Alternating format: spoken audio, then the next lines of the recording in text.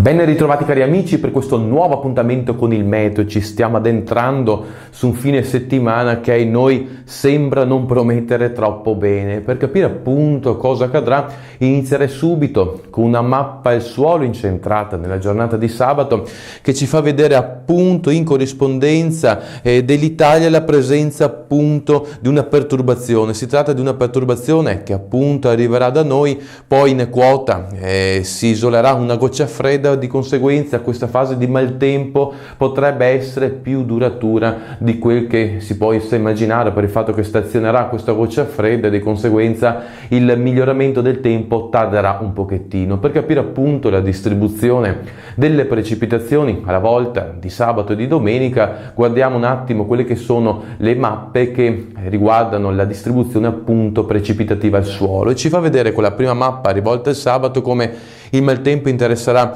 gran parte dell'Italia, con maggiore interesse soprattutto nel centro, in particolare tra Liguria, Toscana e alcune aree dell'Appennino pioverà moltissimo. Si salverà l'estremo sud. Anche per quanto riguarda la domenica ci sarà un'attenuazione un po' di fenomeni, specialmente al nord Italia, nella pianura padana, e andrà un po' meglio sull'area della Sardegna, però il grosso del maltempo interesserà un po' tutto il territorio italiano. Possiamo dire, come dicevo appunto, che questa fase è destinata a interessare il weekend, con degli strascichi anche a inizio settimana, con temperature che ovviamente a causa della copertura nuvolosa, specialmente durante il giorno, sono destinate a scendere. Per ora è tutto, auguro a voi tutti un buon fine settimana e se avete tempo e voglia ci vediamo nel prossimo appuntamento.